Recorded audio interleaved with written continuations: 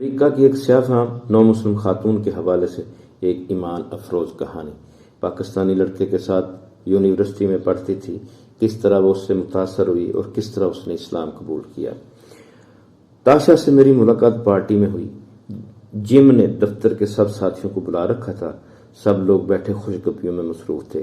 میز پر خورد و نوش کی چیزیں رکھی تھیں، سلاد، کٹی ہوئی سبزیاں جیسے گاجر، بند گوبھی، کھیرا، مولی، ٹماٹر، پنیر کے ٹکڑے، crackers, cake, biscuit, chicken wings اور سافٹ ڈرنک وغیرہ۔ میں نے پکوڑے بنائے تھے جو سب لوگ بڑے شوق سے کھا رہے تھے۔ میں نے اپنی پلیٹ میں چیزیں رکھی اور ایک طرف بیٹھ کر کھانے لگا۔ السلام علیکم ورحمۃ اللہ وبرکاتہ۔ بسم اللہ الرحمن الرحیم۔ اللہم صلی علی محمد وعلی آل محمد۔ ہم مسلمان کیوں ہوئے، اس سلسلے کی آج کی شخصیت کا تعارف لے کر آپ کی خدمت میں حاضر ہوں۔ آج کی شخصیت کا تعلق امریکہ سے ہے اور ان کا نام ہے فاطمہ، اور عرف عام میں اس کو گھر والے کہتے تھے سیاہ ہیرا، بلیک ڈائمنڈ۔ تو ان کی کہانی شروع کرنے سے پہلے آپ میرا یوٹیوب چینل سبسکرائب کر دیں اور بیل آئیکن بھی پریس کر دیں تاکہ اس طرح کی ایمان افروز داستانیں آپ تک پہنچتی رہیں۔ اپنی پلیٹ میں چیزیں رکھیں اور ایک طرف بیٹھ کر کھانے لگا۔ ہائے رمیز، کیا حال چال ہے؟ کیا تم میری دوست سے ملے ہو؟ کیتھرین نے مجھ سے پوچھا۔ اس کے ساتھ ایک امریکن لڑکی تھی جو حجاب باندھے ہوئے تھی۔ نہیں، میں نے سر ہلایا۔ یہ تاشا ہے اور یہ جم کا روم میٹ۔ اب تم دونوں بیٹھ کر ایک دوسرے سے متعارف ہو، میں ابھی آتی ہوں۔ آپ کا تعلق کہاں سے ہے؟ تاشا نے پوچھا۔ پاکستان سے، میں نے جواب دیا۔ اوہ، وہ بولی، مسلم؟ ہاں، میں نے سر ہلا دیا۔ میں بھی مسلم ہوں، اس نے گرم جوشی سے کہا۔ یہ تو میں اس کے حجاب کو دیکھتے ہی سمجھ گیا تھا کہ وہ بھی مسلمان ہے۔ اس کے بعد باتوں کا سلسلہ چل نکلا۔ پہلی ملاقات ہی میں تاشا نے اچھا تاثر چھوڑا۔ وہ بہت سلجھی ہوئی طبیعت کی لڑکی دکھائی دی۔ میں کچھ عرصے سے اپنی پڑھائی کے سلسلے میں امریکہ میں قیام پذیر تھا اور ساتھ ہی چھوٹی موٹی نوکری بھی کر رہا تھا۔ میں جم کے ساتھ رہ رہا تھا اور اس کے ساتھیوں دوستوں سے واقف تھا۔ جم اور اس کے ساتھی اکثر مجھے کسی نہ کسی کے ساتھ ملوث کرانے کے چکر میں رہتے، لیکن میں ان سے کہتا، مجھے معاف رکھو، میں یہاں پڑھنے آیا ہوں، دوستیاں اور عشق پالنے نہیں آیا۔ ویسے بھی میں جس محبت پر یقین رکھتا تھا وہ شادی کے بعد کی محبت تھی۔ میرے برعکس بہت سے لڑکے ایسے تھے جو ایک وقت میں کئی لڑکیوں سے دوستیاں رکھتے تھے۔ ان میں اکثریت ایسے لڑکوں کی تھی جو امیر والدین کے بیٹے تھے، جو ماں باپ کے خرچ پر تعلیم حاصل کر رہے تھے اور خوب گل چھڑے اڑا رہے تھے۔ وہ بلا سنجیدہ ہو کر کیا پڑھتے۔ کئی لڑکیوں نے میری طرف دوستی کا ہاتھ بڑھایا، کسی نے براہ راست اور کسی نے دیگر ذریعے سے، لیکن میں صاف کنی کترا گیا۔ جو لڑکیاں میرے ساتھ پڑھتی تھیں یا کام کرتی تھیں یا کسی کے وسیلے سے میں انہیں جانتا تھا، ان سے میری اسلام دعا تو تھی اور کام کی بات بھی ہوتی، لیکن کسی کو میں نے اپنی ذاتی زندگی میں داخل ہونے کی اجازت نہ دی۔ اکثر لوگوں کی خواہش کے باوجود کسی کو ڈیٹ پر لے گیا، نہ کسی کے ساتھ لنچ ڈنر کیا۔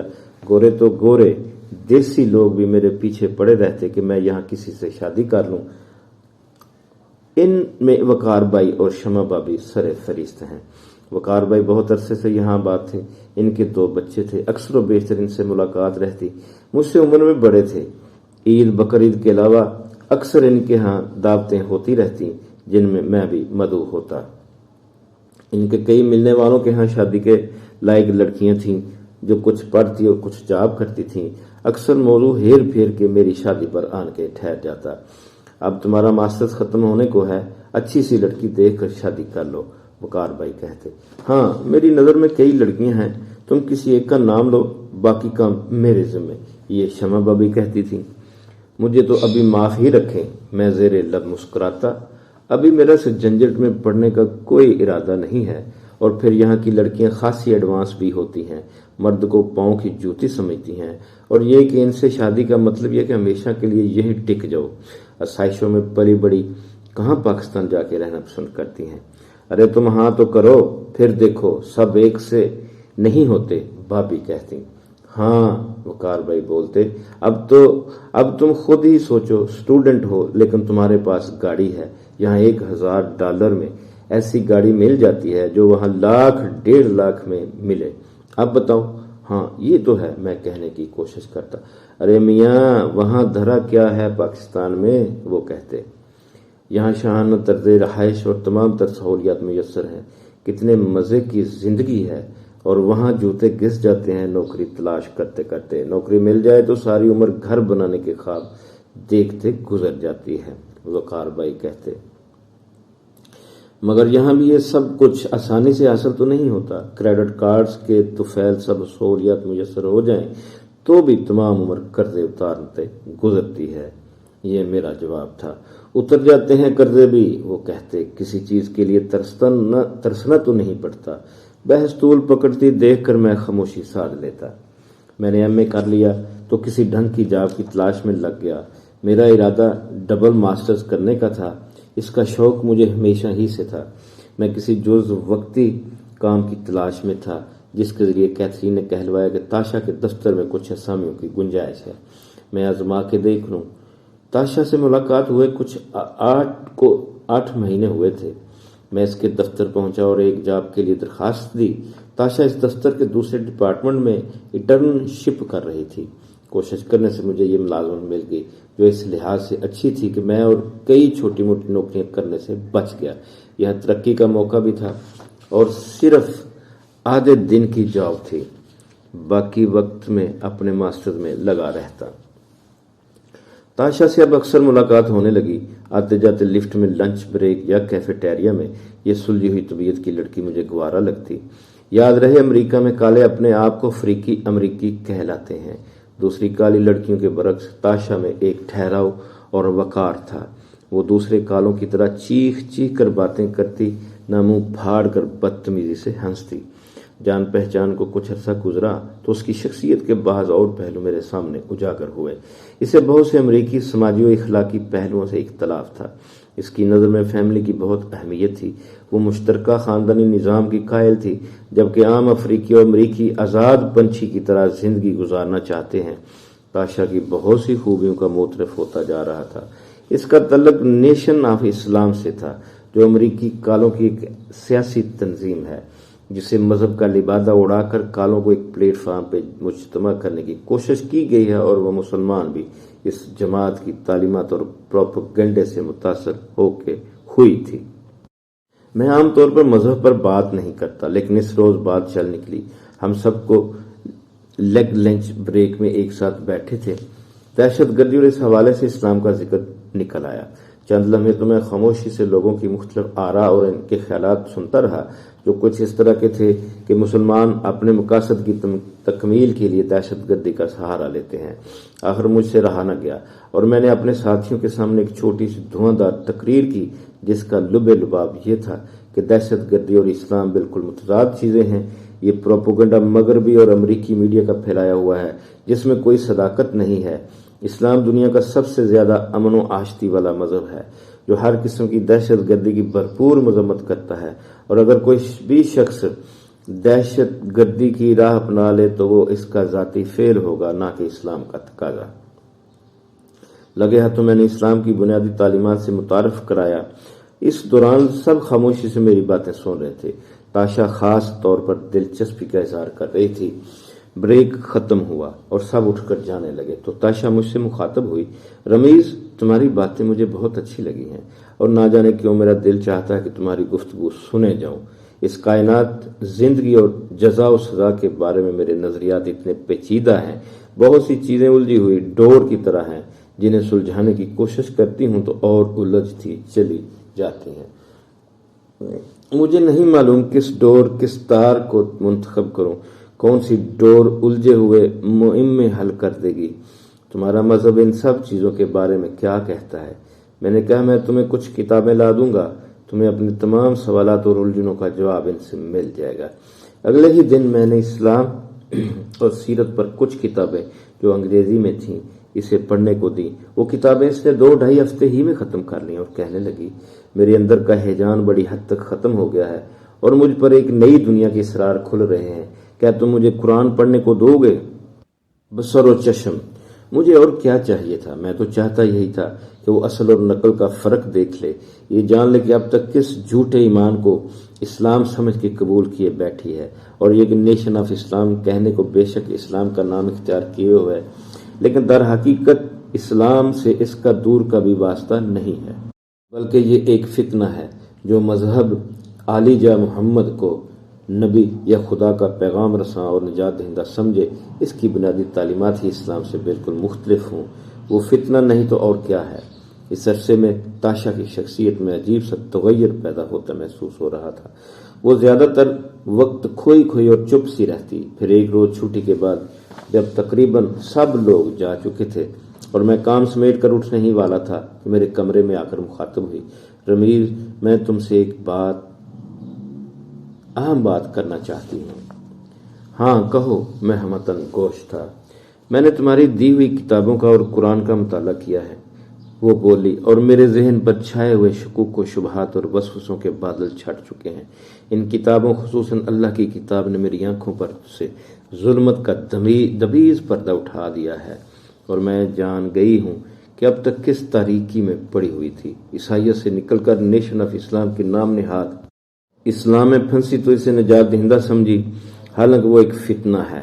اب جب کہ میں اسلام کا، جو اللہ کا پسندیدہ ترین اور تمام انبیاء کا مذہب ہے، مطالعہ کر چکی ہوں، بلا شک و شبہ کہہ سکتی ہوں کہ قرآن واقعی اللہ کا کلام ہے، اور یہ کسی انسان کا کارنامہ ہو ہی نہیں سکتا، اور یہ کہ اسلام دنیا کا سچا ترین مذہب ہے جس میں کوئی ملاوٹ نہیں، اور وہ میرے ذہن میں ابھرنے والے تمام شکوک و شبہات اور کلفتوں کو مٹا چکا ہے۔ اب ایک ہی تمنا ہے کہ میں جلد از جلد کلمہ پڑھ کر اس کے دائرے میں داخل ہو جاؤں۔ اس کی بات سن کر مجھے اس قدر خوشی ہوئی کہ میں بیان نہیں کر سکتا۔ تاشا اور میں اس عرصے میں ایک دوسرے کے خاصے قریب آ چکے تھے۔ میں مسلمان ہونے کے ناطے یہ تو خواہش کر سکتا تھا کہ ایک غیر مسلم دائرہ ایمان میں داخل ہو جائے، لیکن اتنی جلدی وہ اس نتیجے پر پہنچ جائے گی، اس کا مجھے شائبہ تک نہ تھا۔ اس کی اس ماہیت قلم میں بمشکل 6-7 مہینے لگے ہوں گے۔ میں تاشا کو مولوی بشیر احمد کے پاس لے گیا، جو ہمارے شہر کی ایک چھوٹی سی مسجد اور اسلامک سینٹر میں نماز جمعہ کی امامت کرتے تھے۔ تاشا نے ان کے ہاتھ پر کلمہ پڑھا اور اس کا اسلامی نام فاطمہ رکھا گیا۔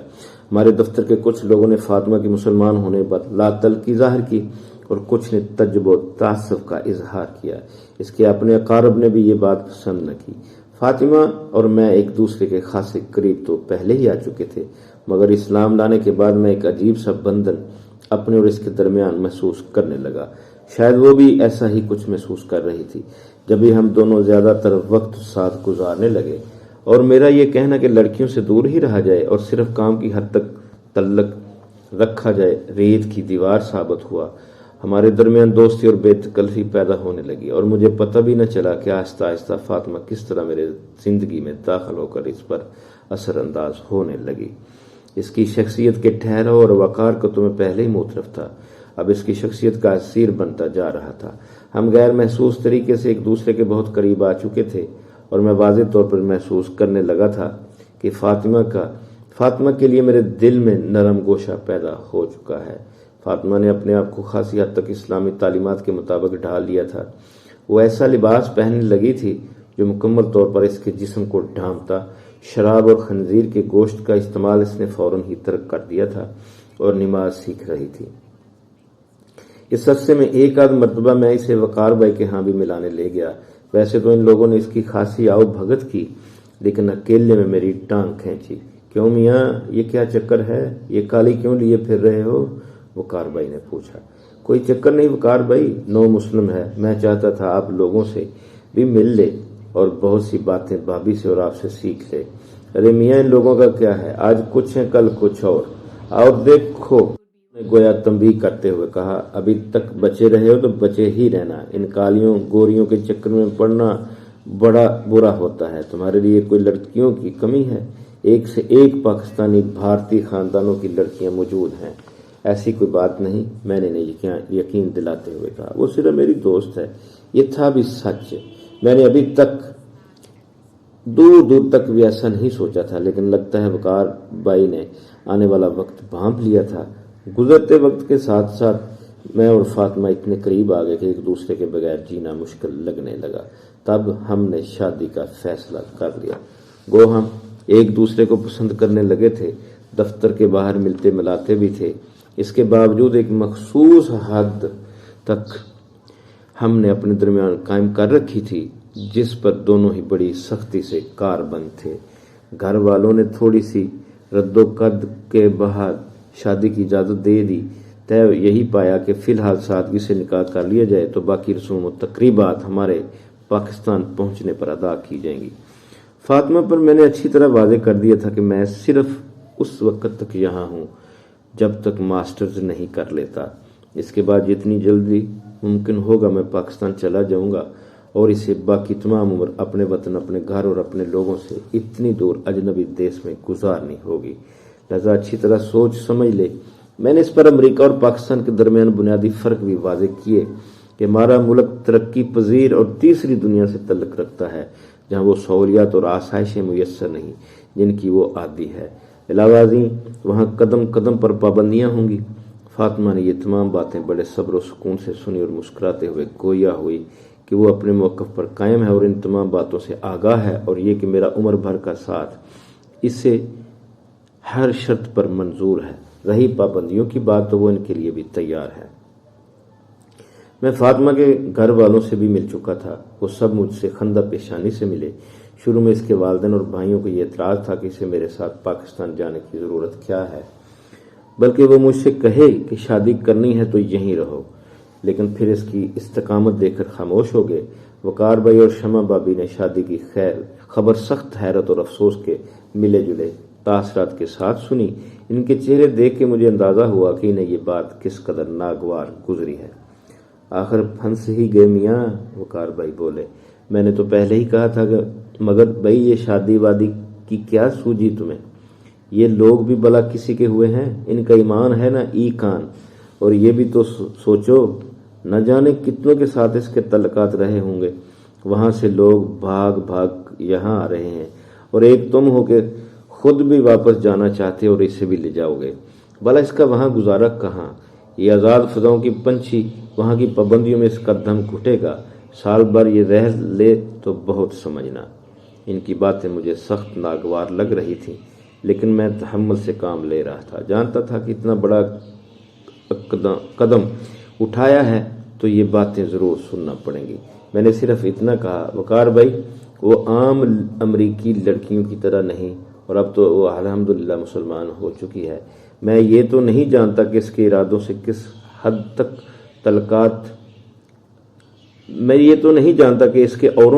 किस हद तक तल्लुकात रहे होंगे, लेकिन इतना ज़रूर जानता हूँ कि सच्चे दिल से ईमान लाने के बाद चाहे पहाड़ बराबर भी गुनाह हों तो अल्लाह वो भी मुआफ़ कर देता है और इंसान माँ के पेट से पैदा होने वाले बच्चे की तरह पाक साफ हो जाता है।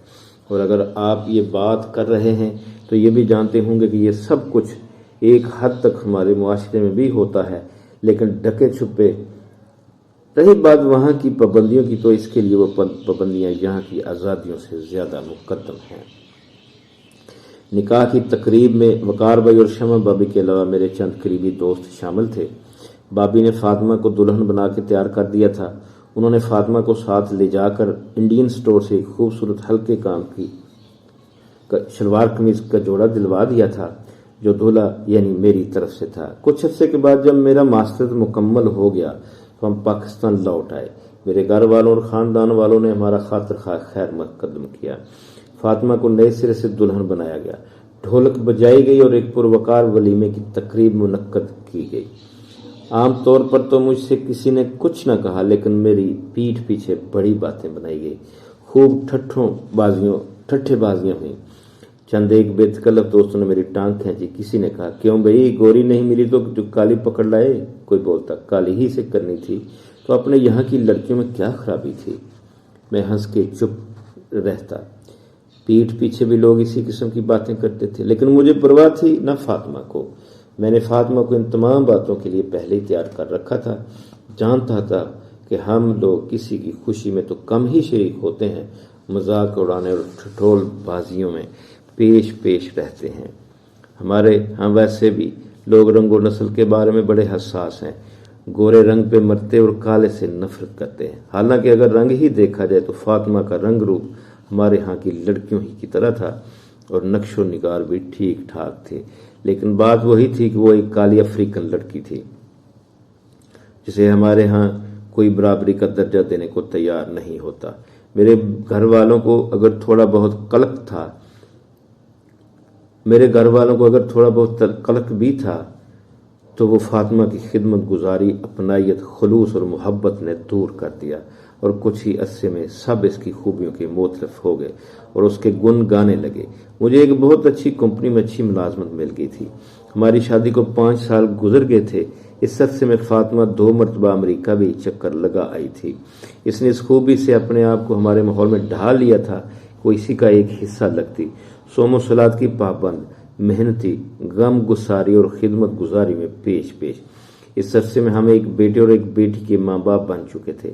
وہی لوگ جو پہلے ہمارا مذاق اڑانے میں پیش تھے، جنہوں نے شرطیں باندھی ہوئی تھیں کہ یہ شادی زیادہ عرصہ نہیں چل سکتی، اب میری بیوی کی خوبیوں کے دل سے معترف تھے اور کہتے تھے کہ میں امریکہ سے ایک ہیرا لے آیا ہوں۔ ایک روز ایک تقریب میں عاطف بیگ سے ملاقات ہوئی۔ وہ امریکہ میں میرے ساتھ تھا۔ میں اتنے عرصے بعد ایک پرانے ساتھی کو دیکھ کر بڑا خوش ہوا اور ہم پرانی باتیں لے کر بیٹھ گئے۔ میں نے سب ساتھیوں دوستوں کی خیریت دریافت کی اور گفتگو کا سلسلہ وقار بھائی کی طرف مڑ گیا۔ میری اس بات کے جواب میں کہ وہ لوگ کیسے ہیں، وہ ایک دم خاموش ہو گیا۔ پھر چند لمحے بعد بولا، لگتا ہے تمہیں کچھ نہیں معلوم۔ کیا؟ میں نے حیرت سے پوچھا۔ سب خیریت تو ہے نا؟ ہاں، ویسے تو خیر خیریت ہی ہے، لیکن بڑی ٹریجڈی ہوئی ہے بیچاروں کے ساتھ۔ ان کی بیٹی وینا باپ کا گھر چھوڑ کر اپنے بوائے فرینڈ کے ساتھ رہنے لگی ہے۔